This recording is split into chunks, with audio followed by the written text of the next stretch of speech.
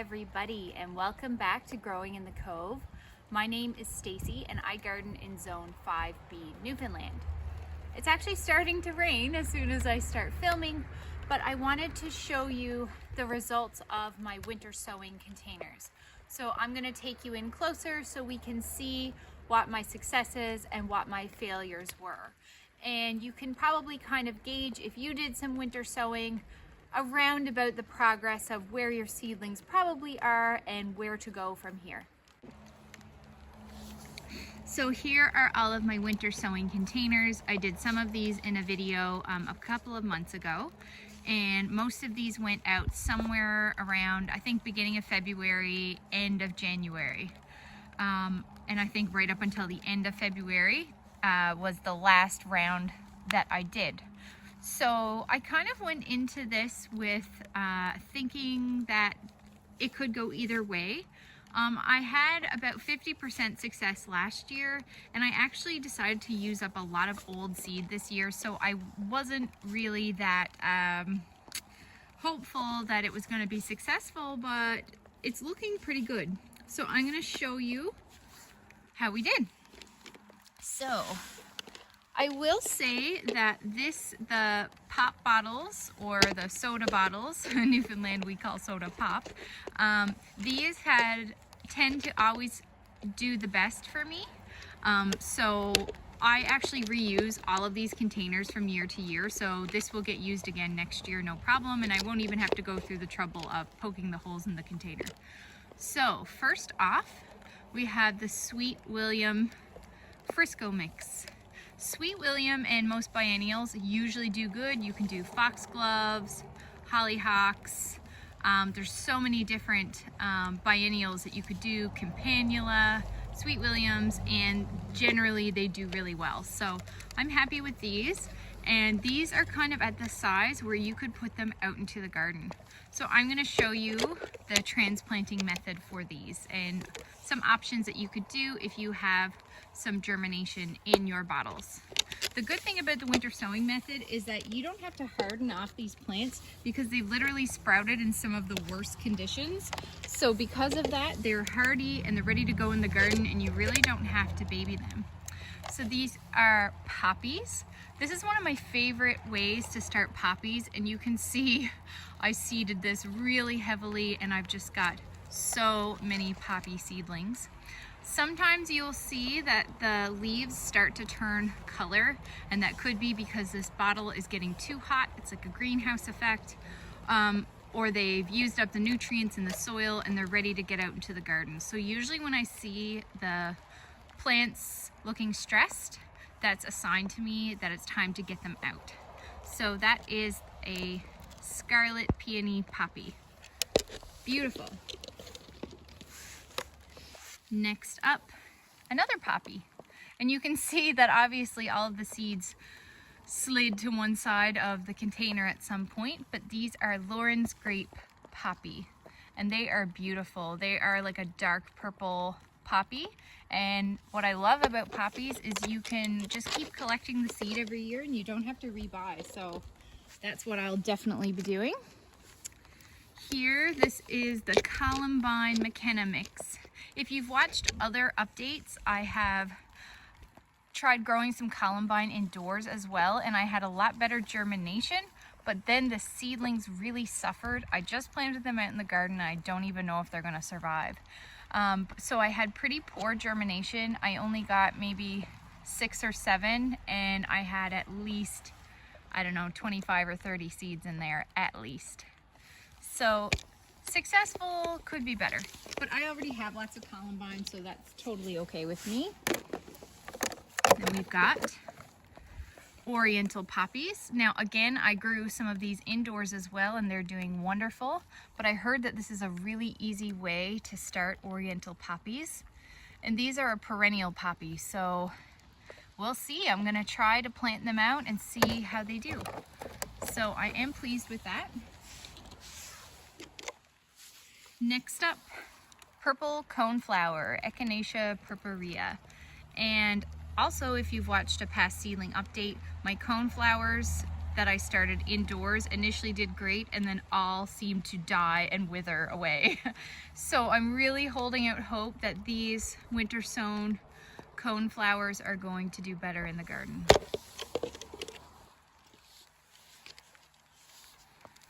Got some yellow violas. Pansies and violas always do great for me using this method. They're definitely more behind than the ones I started indoors, which are actually blooming right now, but for a low effort method to just have some extra pansies or violas to pop around the garden, love this method. So far everything that I've showed you has been a win, but it's not all wins, I promise you. This is another columbine blue star, and again, for the number of seeds I sowed, there should be more. There's probably about 12 little seedlings in there, but still, I would consider that a success. And here, I'm kind of bummed about this one, not because I thought it was going to work, I was just hopeful it was going to work. I collected seeds from my Estrantia, also known as masterwort, which is one of my favorite perennials in the garden, and I thought this would work because it actually self-seeds all over my garden, but yet I gave it good conditions and no go. So that's okay, but it was worth a try.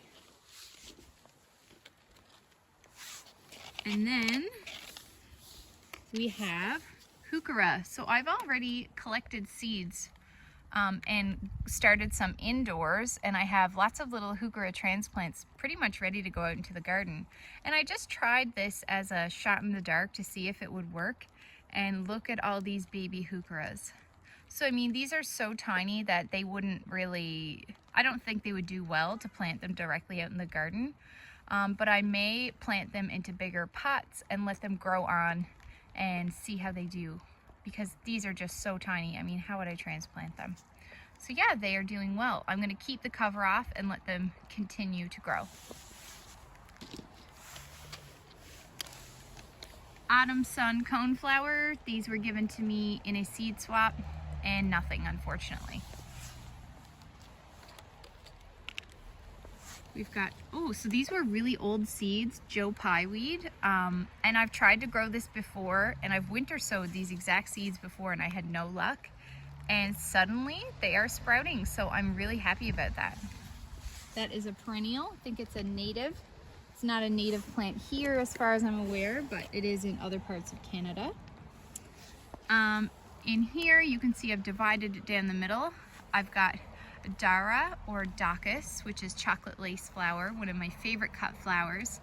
On one side I put my old seed that was a couple years old, and I actually collected some seed last year from my own plants and planted on this side, and you can see that they did not sprout. So maybe they weren't ripe enough or mature enough when I harvested the seeds, but I am glad to have a few. I'll show you what I'm going to do with this one.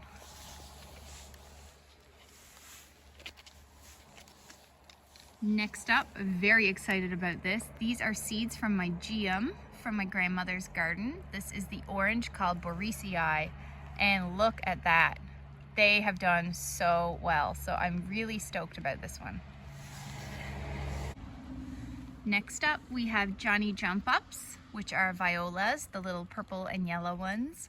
And look how fantastic and healthy these look. So I can definitely get these out in the garden. Very pleased about that. Here's another dud. This is Painted Daisy. This is the third time I've tried to grow these seeds. I've tried them from 2 different companies now, and I just can't seem to grow them, so I wasn't really surprised by this.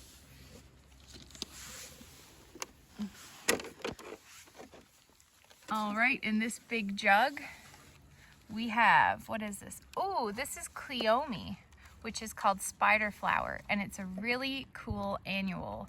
I actually tried 2 different seed companies because I've tried to grow this before and had no luck.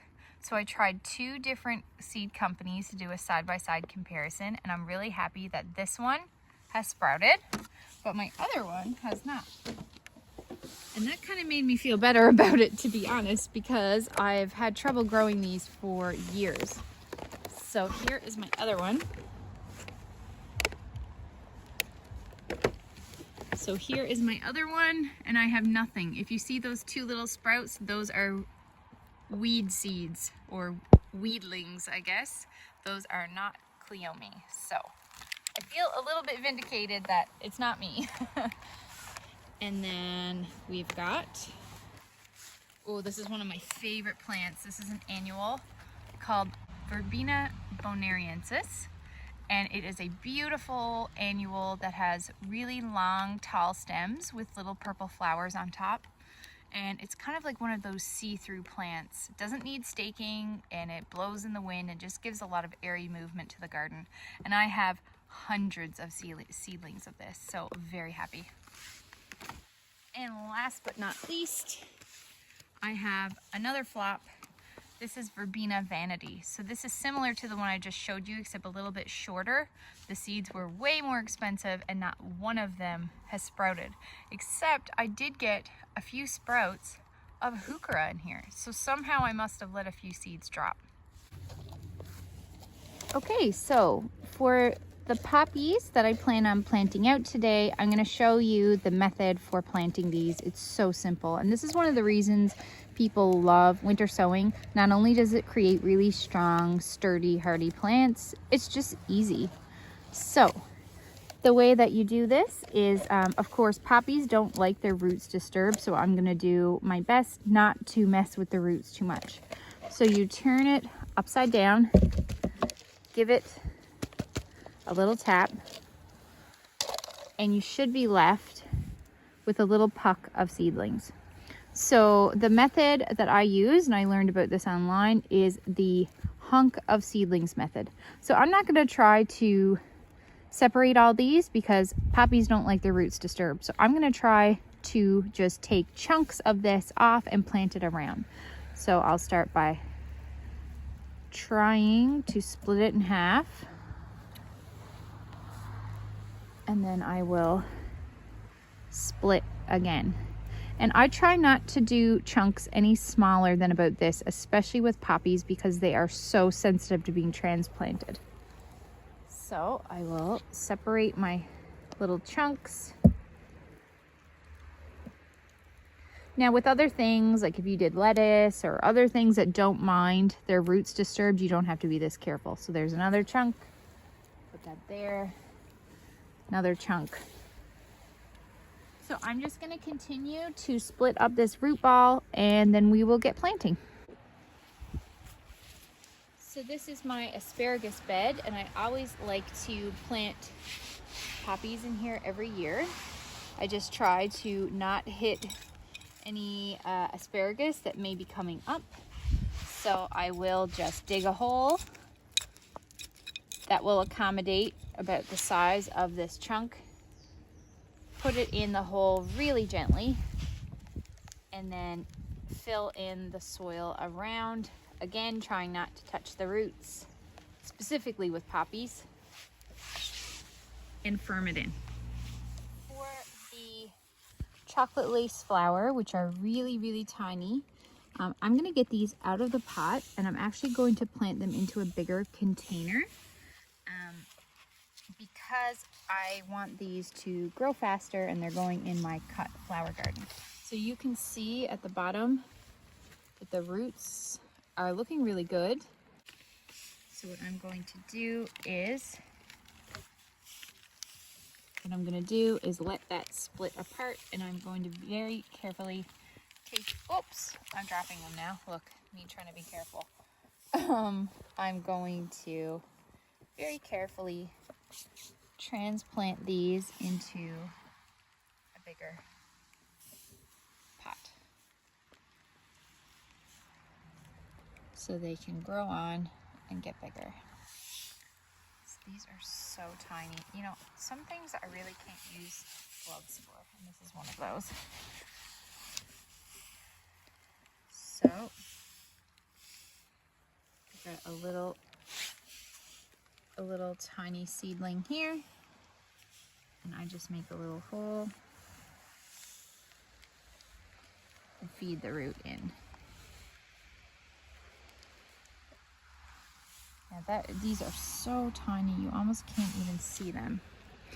But now that they have more room and they're not all congested, they will take off and start to grow faster. One thing I notice about this chocolate lace flower is even though on the surface there's almost nothing happening, and these are basically seed leaves, and then this is a true leaf coming in, but look at the root that has formed. So they're kind of like iceberg plants where there's a lot more going on underneath the surface than you think. Okay, so I'll continue potting these up and then I'll get back to you.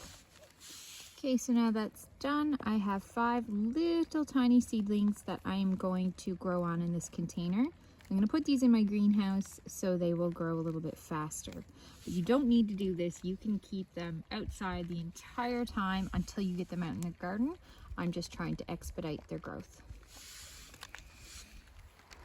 So the rest of these for today, I am just going to leave them with all of their tops open and let them grow on like normal little plants. I'm not going to keep this little greenhouse over them because it's time for them to start getting acclimated to regular weather conditions. So that's all for today. So all in all, was winter sowing a success for me? When I tally it up, I had 5 out of 20 containers not germinate, so that means I had a 75% success rate. I would call that really successful, and I'm actually really pleased with my results. Again, this is just one of those easy hands-off methods for people who don't want to start seeds indoors and you just want to start some things the way Mother Nature intended. So let me know how your winter sown containers have done. If there's any surprises or successes or failures, let me know because I'm always so curious to hear how everyone else's have done. So thank you so much for watching. If you want to help me out, you can hit the subscribe button, like my video, share, or leave me a comment down below. Thank you so much, and until next time, bye.